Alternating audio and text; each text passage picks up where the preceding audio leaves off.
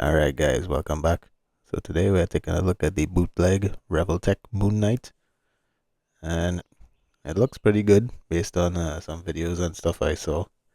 The package, as you would expect from Aliexpress, does come pretty beat up, and that's mainly because they just put it in a shipper bag, send it. So this one actually looks quite rough, even the underneath ripped, but hopefully the figure is fine inside. We'll be opening it on camera here just to make sure. And if it does turn into hilarity, I'll have it on video. So without further ado, let's get right into it. Alright, so let's take a closer look at Moon Knight.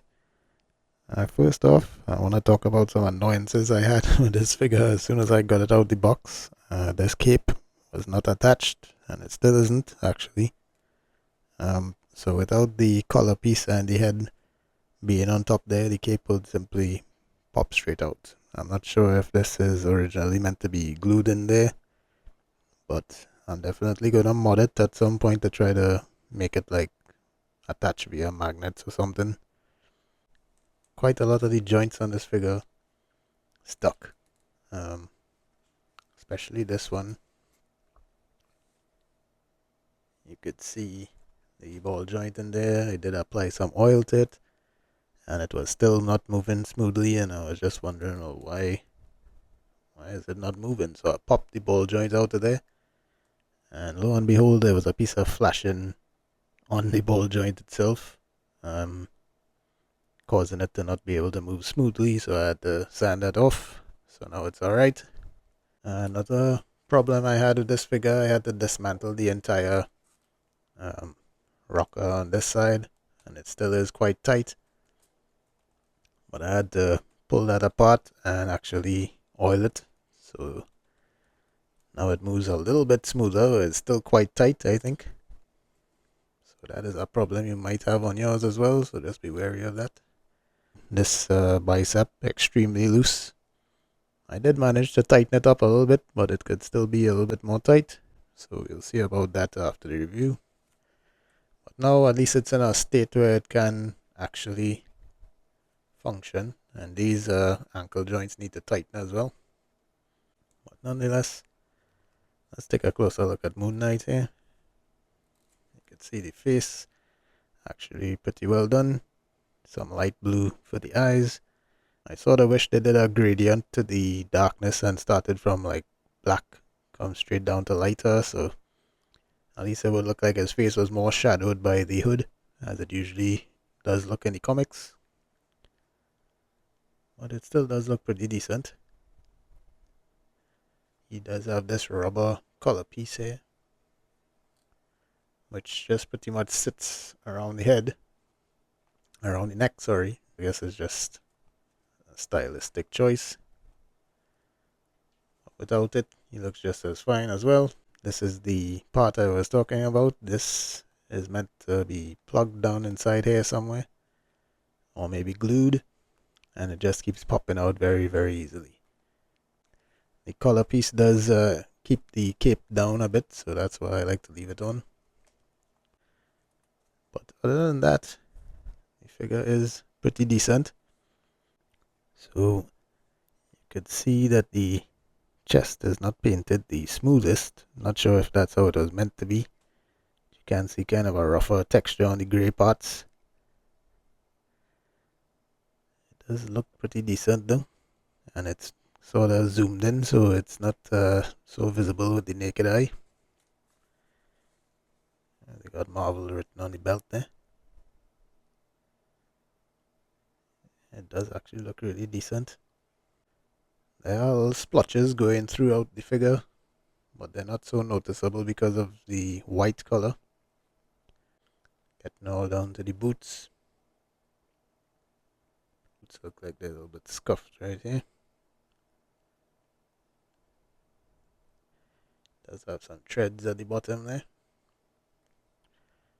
The crotch piece is rubber, and the belt is also a rubbery piece as well, so it doesn't get out of the way. Can see a peg hole at the back there, which looks to have some sort of red plastic in there. The arms, a little bit of a sculpt mishap going on here. The cuffs on the arms look a little bit rough though. Could use probably a little bit sanding. So I took the cape off completely just so you could get an idea of how it looks. It is in the shape of that crescent moon, and it does look really nice, and it really is well made, but it really is nice, and it does have wire going down the middle, wire going around the edge, and wire on top here. Unfortunately, the one downfall of the cape there is that this collar piece does not match quite well with the white of the cloth, but nonetheless it still does look alright. I think I'll have to repaint this once the review is done.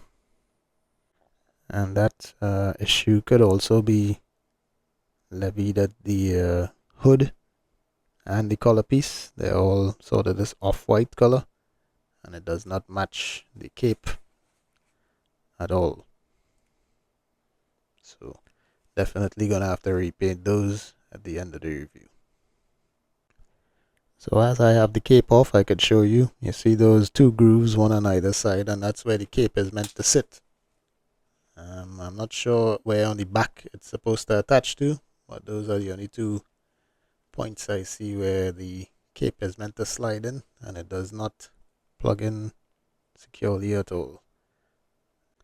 So let's get right into the articulation. The head can look up quite a decent amount. It can look down as well, decent enough. It does tilt from left to right. The butterfly joints are on the usual Revoltech sort of slider mechanism, so the whole arm goes forward. In the case of this one, however, it does keep popping out when I move it, so at times I have to keep pushing it back in.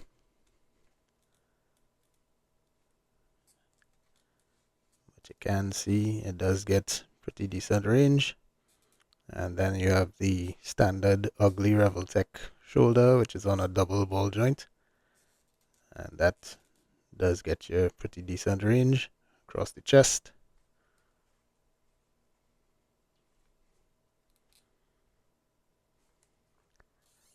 And it could get you pretty decent range going back as well. I can do that without the cape. So the shoulder does swivel on that ball joint as well. However, there is also a bicep swivel. There is Revoltech joint in the elbow, which gives you about this much range. There's a Revoltech joint in the wrist, which can be used to give you a horizontal movement or vertical movement if you so wish. The figure does crunch forward about this much on the top joint, and there's a ball joint at the hip as well, so together it can crunch forward quite a decent amount, as well as arch back a decent amount. There's a little gap here by the belt, but you can just pull that down. It does tilt from side to side.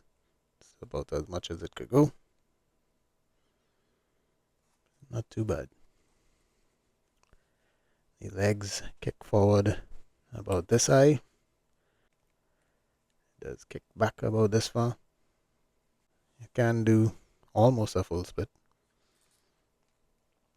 What I realize about these thigh joints is that they actually have a ball joint in them, so they do have a slight amount of movement as well as the usual thigh swivel.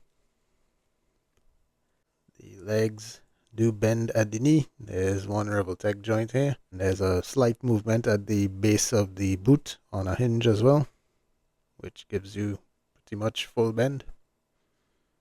This joint at the top of the boot does swivel as well. The ankles do kick down about this far, up about this far. It does have a rocker, and there is a toe joint, although very loose. So with the articulation provided, you can get some ridiculously dynamic poses with him. It's really cool. Jumping right into accessories, he does come default in package with 2 fists. He does come with 2 open gesture hands, and these are some of the victims of that terrible flashing I was telling you all about. He does come with 2 fully open gesture hands. He does have 2 hands with crescent moon throwing stars sculpted in, but it didn't do such a great job of painting where the stars were supposed to exit. They just put 3 dabs of black paint there, so it doesn't look the greatest. He comes with 2 gripping hands with a more slimmer fit, and those hands are to hold the crescent moon throwing stars, which can just be slipped right in there. And now he could be holding the larger crescent moon throwing stars. He comes with 2 wider gripping hands, and those hands are for holding these 2 buttons that he comes with. And he holds those buttons with no problem. He also does come with a longer staff, which also suffers from the flashing issue at multiple places. And he does hold that full staff really well. One thing I will mention about the hands is that initially when I got this, every time I pulled out a hand, the peg would stay inside. So what I ended up having to do is I flipped the peg around and put the part that was protruding down inside the arm, and the part that is now sticking out is like more smoother, and that slips in and out of the hands far more easily, and now it stays inside the arm itself and doesn't come out. So if you're experiencing that problem with these figures, you could try that and see if it works for you. He does come with 2 of these little clamps, and those plug in right at the back of his belt. And then you could clip the buttons onto the back of his belt. Or if you wanted, you could probably turn it upright and have the staff going through there. He comes default in package with sort of a neutral face sculpt, a more surprised expression, and a more angrier expression. How you swap the heads out, you simply pull the hood off. The face is attached to this plastic, which you just carefully wiggle away. You can see the plug there. Then you could take your desired face sculpt, plug it in, push him all the way in there. There's a peg on top of the head and a peg hole inside the hood, and you simply slip the hood on with the pointy part at the face, and you'll feel it peg into that hole. Additionally, it comes with these 2 pieces.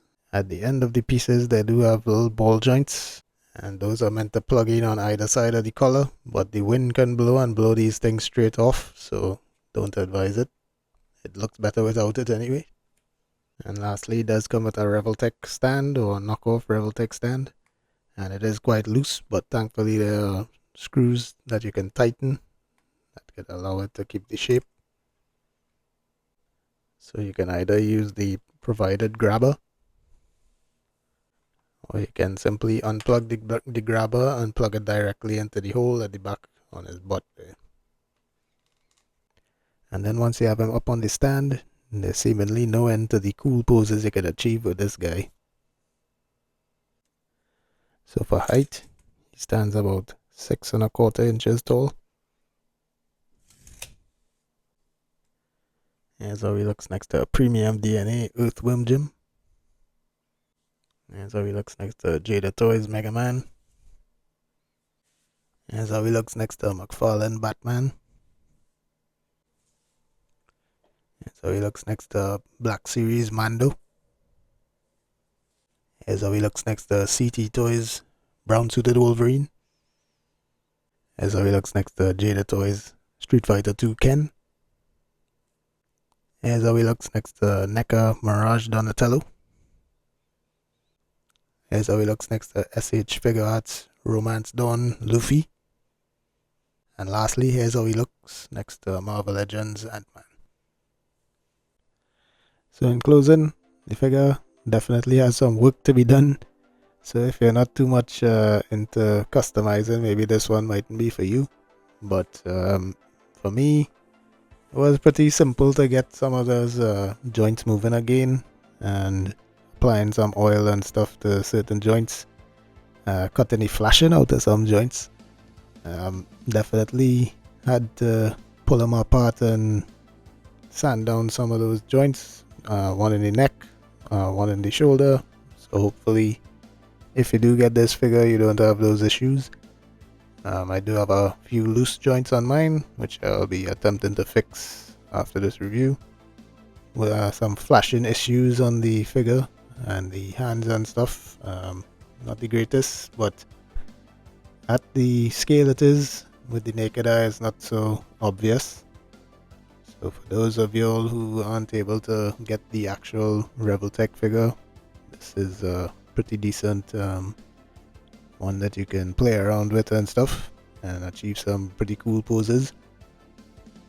But I paid about around $21 for this one on Aliexpress, and yeah, I think it's certainly worth it. The cape alone is worth the price, in my opinion. If you had a Marvel Legends Moon Knight that you like and you wanted to get a nice cloth cape, it's almost worth buying the figure just to get that cape.